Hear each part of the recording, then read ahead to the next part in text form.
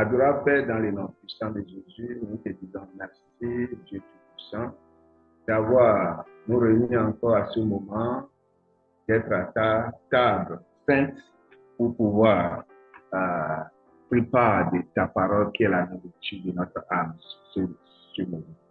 Merci, au nom puissant de Jésus, nous venons de prier. Amen, amen. Shalom à tous, shalom, shalom. Alléluia, gloire à Dieu. Amen. Je voudrais parler sur la patience dans la foi. La patience dans la foi. Vous savez, à des moments donnés, lorsque nous demandons quelque chose à Dieu, lorsque nous prions, demander quelque chose à Dieu dans nos prières, à des moments donnés, il y a aussi un temps de réponse. En ce temps de réponse, Dieu travaille sur notre foi et il travaille sur la situation.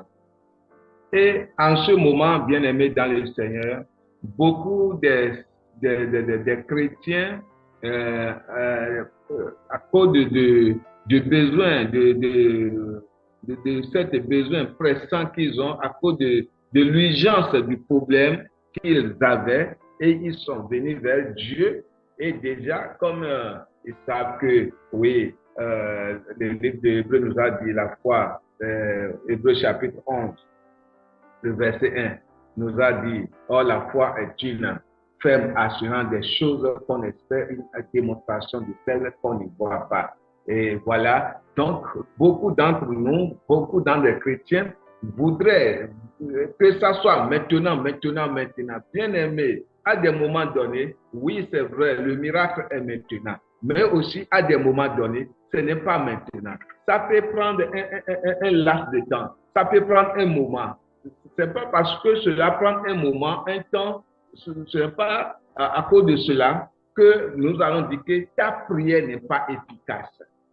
Voyez-vous, ce n'est pas à cause de ça qu'on va dire maintenant que ta prière ou bien la demande n'a pas accepté. Donc, voyez, en ce temps-là, que Dieu travaille sur notre foi et il travaille sur la situation, il sait comment il va amener ton demande en son temps réel. Ouais. Donc, là, beaucoup d'entre nous sont impatients et à des moments donnés, leur cœur qui a commencé avec Dieu, leur cœur qui s'est vraiment attaché à Dieu, leur cœur qui a cru en Dieu, ça a commencé par être faible, ça a commencé par être tourné vers l'Égypte, ça a commencé par être tourné vers autre chose. Voyez, et à des moments donnés, bien-aimés dans le Seigneur, ces personnes, je dis bien, à cause de la pression de leurs demandes, à cause de la pression de leur situation, ils sont là et voilà, je suis là maintenant et j'ai prié à Dieu pour un travail depuis plus d'un an. Je prie, je n'ai pas trouvé. Voilà le païen qui a de travail gratuitement.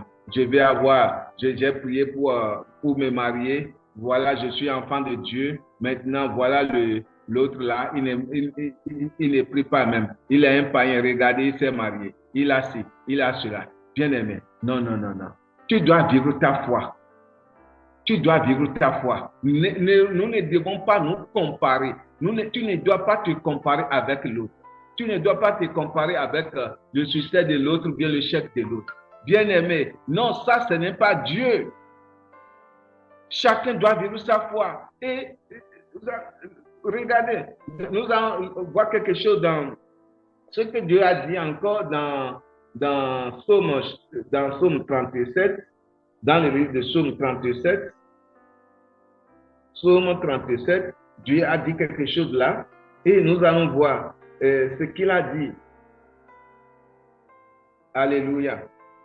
Psaume 37, verset 7 à 10. Verset 7 à 10. Regardez. Il dit, gardez le silence devant l'Éternel et espère en lui. Gardez le silence. Il dit, gardez le silence devant l'Éternel et espère en lui. Ne t'irrite pas contre ceux qui réussissent dans ses voies, ne t'irrite pas contre ceux qui réussissent dans ses voies. Amen. Dieu nous instruit de garder cela. Lorsque tu as prié, lorsque tu as demandé, bien-aimé, que tu espères toujours, garde ta foi sur ton demande. Reste ferme sur ce que tu as demandé et garde le silence. Tu ne dois pas murmurer après avoir dressé une requête à Dieu. Tu dois rester ferme dans ce que tu as demandé, même si cela n'est pas maintenant. Même si cela n'est pas autour. Il y a des miracles qui s'opèrent autour. Il y a des demandes lorsque ça vient autour. Mais Dieu regarde nous-mêmes, notre foi. Dieu voit ta maturité, bien-aimé. Dieu voit ta maturité avant de t'offrir. Si c'est maintenant, il regarde notre maturité avant de nous offrir les choses. Et c'est pourquoi il a écrit, je crois, dans le livre d'Habakkuk, il a été dit là. Je ne vais pas le vous citer. Habakkuk 2, chapitre 1, Habakkuk 2, verset 1er au 3e verset. Et vers la fin de ce verset, il a dit, écris la vision. Écris la vision. Même si ça tarde. Alléluia. Il dit, même si ça tarde, Dieu n'aime pas. Même si ça tarde, ça doit arriver. Même si ça tarde, ça doit s'accomplir. Même si ça tarde. Mais pourquoi Dieu même, il a dit ça? Il a dit ça afin que tu n'allais pas, nous n'allons pas dévier nos yeux, nous n'allons pas dévier nos regards à autre chose ailleurs ou à l'Égypte. Dieu n'aime pas une marionnette. Qu'on va dire maintenant, oh papa, je vais me marier. Poum, il dit, voilà, Pierre est là. Ok, Pierre, viens marier Ajoie et ta femme. Viens marier. Oh, je vais me marier. Oh, Kofi est là. Kofi va marier maintenant Bénédicte. Non, Dieu ne fait pas des choses comme ça. Et il n'est pas non plus un magicien. Bien-aimé, la patience dans la foi. La patience dans la foi. Et crois en lui. Crois en lui. Si ce que tu demandes, si notre demande est vraiment la volonté de Dieu, parce que nous devons aussi demander selon sa volonté, pas selon la volonté de notre chair, pas selon nous, notre pensée. Est-ce que je demande? Est-ce que c'est pour la gloire de Dieu? Est-ce que c'est pour la gloire de Dieu? C'est très important, bien-aimé. Ce que tu demandes, est-ce que c'est pour la gloire de Dieu? Si c'est pour la gloire de Dieu, ça va sûrement s'accomplir. Même si lentement, ça va s'accomplir. Ça va s'accomplir. Parce que Dieu est dedans. Il ne va jamais t'abandonner. Il ne va jamais laisser sa parole en vain. Car il nous a dit dans les Écritures, il dit, je veille sur ma parole jusqu'à son accomplissement. Et dans tes requêtes, c'est la volonté de Dieu. Tu as appuyé sur la parole de Dieu. Et en cela, Dieu veille sur sa parole. Il voit sa volonté. Cela doit s'accomplir. Mais à des moments donnés, il y a un prix à payer. C'est ce prix-là qui fait que parfois, il y a un silence entre la réponse et la prière. Il y a un silence. Et ce silence, lorsque des personnes ne savent pas faire, lorsque des chrétiens ne savent pas faire, lorsque notre foi n'est pas vraiment ferme, bien aimé, c'est en ce moment qu'on commence par murmurer. On regarde maintenant le succès des autres. Comme David voyait ici, sur ce que nous sommes en train de lire maintenant sur le psaume 37, du verset 7 à 10. On commence par murmurer. Et le verset 7, Dieu lui dit ici, il dit, garde le silence devant l'Éternel. Ça veut dire, après avoir prié, après avoir confié tes difficultés, tes problèmes, ta situation dans les mains de Dieu, bien-aimé, tu dois rester silencieux. Tu dois rester calme. Plus d'agitation. Tu ne dois plus t'agiter. Et tu ne dois aussi pas commencer par te comparer avec d'autres personnes. Non, non, non, non, non, non. Toi, tu es toi unique. Si tu es Pierre, unique Pierre, et il n'y aura pas deux Pierres sur cette terre. Si tu es Jean unique, il n'y aura pas deux Jean sur cette terre. Mais on peut avoir 1000 gens. Dans ces 1000 gens-là, bien-aimés dans le Seigneur, tu es unique. Tu es spécial. Et c'est ce que tu dois savoir. Et si tu sais que tu es spécial et unique devant Dieu, tu dois savoir que c'est en tant qu'un enfant spécial et unique qui est en train d'adresser une requête à son père, qui est aussi spécial, qui est attentif, il doit savoir que son père doit faire comment, son père verra sur ses requêtes et cela va s'accomplir. Mais pas de la manière que lui, la personne qui prie, la personne qui veut de Dieu, pas de la manière que toi tu veux. Parce que les gens disent maintenant, non. Dieu n'aime pas notre garçon de course. Il n'est pas ton garçon de course. C'est ton garçon de course de la maison. Tu peux dire, va m'acheter ci, va m'acheter ci, va me faire cela, etc. Il va courir, il va te faire. Non, bien-aimé, non. Dieu n'aime pas notre garçon de course. À des moments donnés, des gens qui ne sont pas vraiment matures dans la foi pensent que Dieu est comme ça et veut maintenant et il prie un peu et il dit, mais pasteur, vraiment, rien, ça ne marche pas et voilà. Bien-aimé, il y a toujours un temps et nous pourrons regarder cela dans les Écritures. C'est pas à tout moment que Jésus prie qu'il y a de miracles instants, qu'il y a de miracles à l'instant. À des moments donnés, il dit va. Et au cours du chemin, il a retrouvé sa guérison. Pourquoi pas à l'instant? Et nous devons apprendre cela. Bien-aimés, nous devons apprendre cela. Si on n'apprend pas cela, c'est grave. Je vais me patienter et nous lire le psaume 37, du verset 7 à 10. Donc, je vais nous lire ça. Dis, garde le silence devant Dieu et espère en lui. Ne t'irrite pas contre ceux qui réussissent dans ses voies, contre l'homme qui vient à bout de ses mauvaises desseins. Laisse la colère, abandonne la fureur, ne t'irrite pas, ce serait mal fait.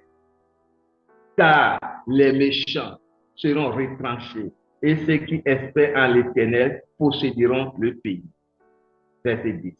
Encore un peu de temps, le méchant n'est plus, et tu regardes le lieu où ils étaient, et il a disparu.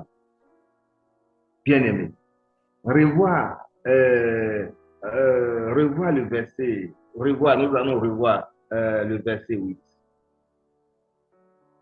Non, je reviens aussi toujours sur le verset 7. Il dit, ne t'irrite pas contre ceux qui réussissent dans ses voies. Contre l'homme qui réussit à bout de ses mauvaises desseins. Voyez-vous, c'est que il ne marche pas selon la volonté de Dieu. Il n'est pas même enfant de Dieu, c'est un homme mauvais. Il peut tuer, il peut vendre de la drogue pour pouvoir trouver de l'argent. S'il est une femme, il peut se vendre, il peut vendre son corps pour pouvoir avoir de l'argent, pour pouvoir avoir des choses matérielles qu'il veut. On va dire, mais celle a réussi. Nous avons les mêmes diplômes, elle réussit, mais bien aimée. Elle fait autre chose. Ce n'est pas de Dieu. Sa succès, ou bien ce succès ne vient pas de Dieu. Elle pense qu'elle est malin, mais elle fait autre chose. Elle réussit selon le rythme du monde. Mais le chrétien ne doit pas aussi aller au rythme du monde. Parce que lorsque vous allez au rythme du monde pour pouvoir posséder, pour pouvoir avoir bien aimé, ça ne va pas vous profiter. À la fin, tout cela est détruit selon la parole. Tout cela est détruit, anéanti. Et là, des gens te donneront le nom. Hier, il était riche. Hier, il était telle personne. Il était telle personnalité. Et aujourd'hui, parce que ce qu'il a eu hier ne l'appartient pas. Il a forcé.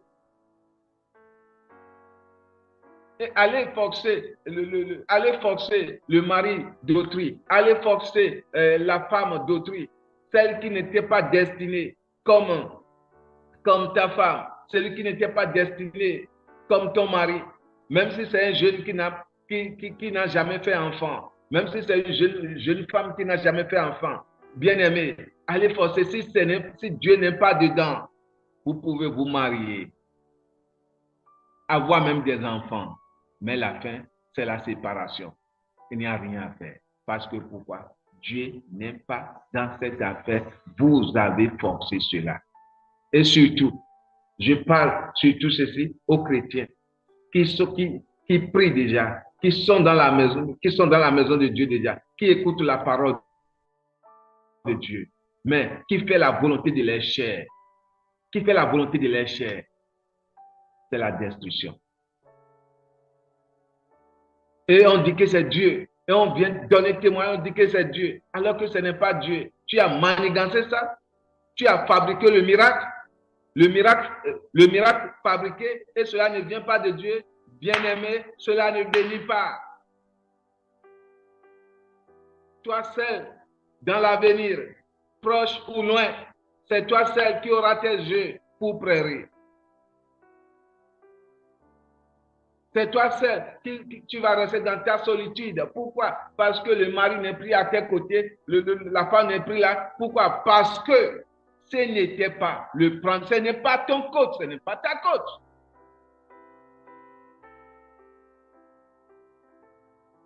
Et c'est pourquoi aujourd'hui, bien aimé, si nous en restons sur le côté homme et femme, il y a beaucoup de divorces. Et ça continue. Et on dit, oh pasteur, prie pour moi, évangéliste, prie pour moi, prophète, prie pour moi. Mais les gens ne sont pas même prêts, bien aimés, les gens ne sont pas même prêts pour savoir là où ils sont chutés. Et quand on les enseigne la parole de Dieu, ils ne veulent pas vraiment suivre et ils sont prêts encore peut-être à commettre encore plus grave erreur que ce qu'ils avaient commetté dans le passé. Quelle abomination et quel risque. La patience dans la foi. C'est très important. Je sais que Dieu peut agir maintenant. Et j'ai prié pour des gens et Dieu agit à l'instant. Est-ce que c'est la maladie? Mais à aussi des moments donnés, j'ai prié pour des gens. Ça a pris vraiment un temps, un moment, même voire des mois avant que le témoignage n'arrive. Donc, cela dépend de l'individu, de chaque personne. Dieu nous connaît tous. Bien-aimés. Et c'est ça la vérité. C'est ça la vérité. On veut ça. Je veux ça maintenant, je veux ça maintenant, je veux ça maintenant. Bien-aimés, Dieu est réel. Les miracles de Dieu sont réels. La Bible nous dit, il est le même hier, aujourd'hui et éternellement. Ce qu'il a fait hier, il continue de le faire aujourd'hui. Et il va continuer à le faire demain. Voyez-vous, c'est très important. Très, très important. Nous devons vraiment avoir patience. Nous devons chercher la volonté de Dieu dans nos demandes. Et ainsi, notre foi va les attirer, va amener à l'existence ces choses qui n'étaient pas dans notre vie. Matthieu 21. Quelque chose s'est passé dans le livre de Matthieu, chapitre 21, lorsque Jésus allait évangéliser avec ses disciples autour de lui. Et ce jour-là, ils ont passé autour, ils ont vu un fugue de loin, et s'étant approchant, cette histoire Marc a donné un autre rapport. Matthieu a donné un autre rapport.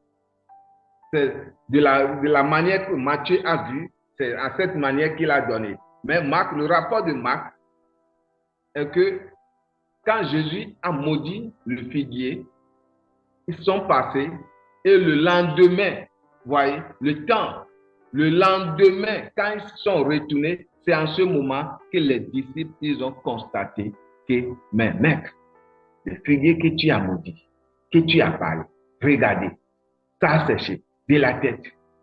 Et c'est en ce moment, il a dit, en vérité, ayez foi en Dieu et ayez foi en moi. Et il continue de dire, si vous dites à cette montagne de se déplacer, et vous ne doutez point, et vous croyez, cela va s'accomplir.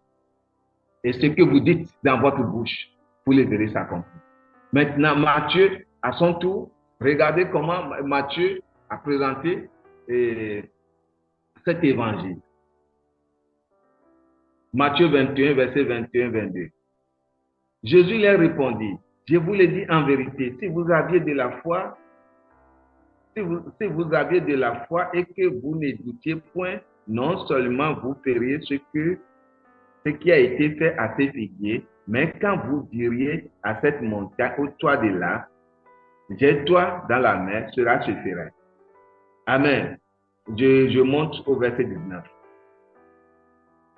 Le verset 19 dit, le verset 19 à 20 maintenant.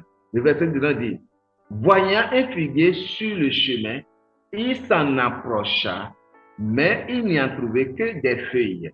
Et il lui dit, que jamais fruit ne naisse de toi. Et à l'instant, le figuier sécha. Et quand vous prenez l'évangile de Marc, Marc a dit, Marc, je crois, Marc chapitre 11. Marc chapitre 11.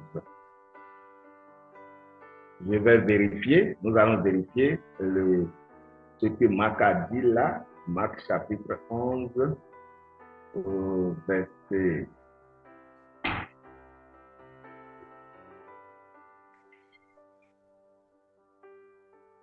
Quand le soir.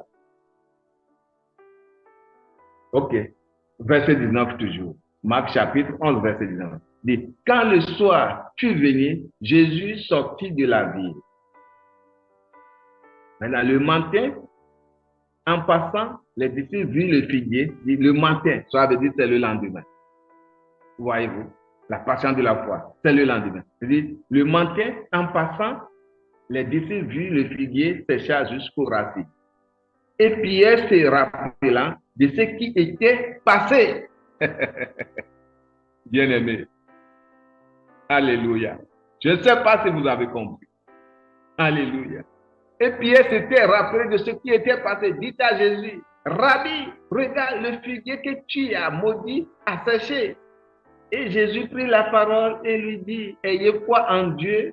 Et je vous le dis en vérité, si quelqu'un dit à cette montagne, au toit de là, et jette-toi dans la mer, et il ne doute point en son cœur, mais croit que ce qu'il dit arrive, il le verra s'accomplir. Bien-aimé, voilà, c'est très important, très important, bien-aimé, dans nos prières, de ne pas, dans nos prières, d'avoir aussi l'esprit de patience. De croire que c'est fait. De croire que Dieu nous a attendus. Mais que cela soit selon la volonté de Dieu. Ce que nous demandons soit la volonté de Dieu. Que cela soit la volonté de Dieu. Et imaginez, je vais toujours rester sur ce jeu de foyer en question.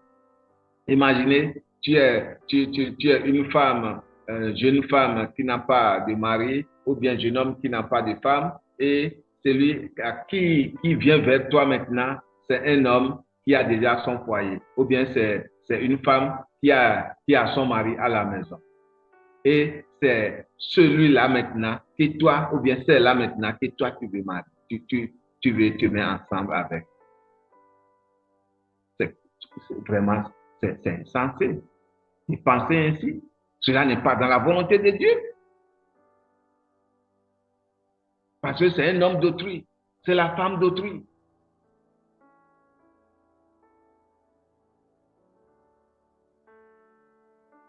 À des moments donnés, quand les problèmes surgissent, quand nous avons des problèmes, quand l'homme a des problèmes, à des moments donnés, l'homme ne réfléchit pas. Et c'est pourquoi Jésus a dit l'homme animal ne réfléchit pas. Parce que l'homme animal ne réfléchit pas, il ne pourra pas recevoir de Dieu. Ils ne pourront pas recevoir de l'Esprit de Dieu. Parce qu'il ne réfléchit pas. Il ne voit pas la gloire de Dieu. Il n'a pas la crainte de Dieu. Il veut posséder seulement. Il veut posséder. Même si ce qu'il va posséder, même si ça va le tuer dans quelques heures, lui s'en fout. Bien-aimés, remettons-nous à l'Esprit de Dieu. Allez dans les Écritures. Imbibons-nous dans les Écritures, afin que l'Esprit de Dieu nous instruise. Et que dans chaque situation, et que nous avons déjà adressé nos requêtes à Dieu, est-ce que c'est la maladie? Est-ce que c'est le travail? Et je ne sais pas. Quelle situation tu as? Et tu as déjà adressé tes requêtes à Dieu. Il faut savoir que Dieu est dedans. Dieu t'a exaucé. Avec le temps, tu le verras. C'est pourquoi c'est écrit dans la Habakkuk que écris-la, confessez-la, regarde-la chaque matin. Crois en cela, que cela est déjà acquis. Dis même si ça tarde, cela doit s'accomplir. Nous avons. Adorable Père, je te bénis, Papa, pour ce moment. Je remets mes frères et sœurs, n'importe où ils sont, qui ont vraiment des besoins et qui prient. Et à des moments donnés, il y a un silence total. Et ils sont en train de perdre leur foi. Oh Papa, au nom puissant de Jésus, relève leur foi. Et que le miracle qu'ils espèrent devient possible maintenant. Au nom puissant de Jésus. Est-ce que c'est un enfant qu'il veut? Est-ce que c'est un mariage qu'il veut? Est-ce que c'est un travail qu'il veut? Est-ce que c'est pour la santé?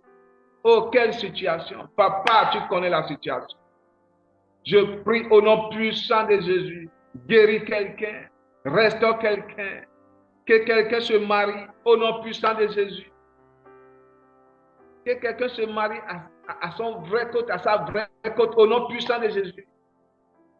Tous ceux qui ont adressé la prière selon la volonté, selon ta volonté. Seigneur, exauce-les au nom puissant de Jésus. Merci. Au nom de Jésus, nous venons de prier. Amen et à très bientôt.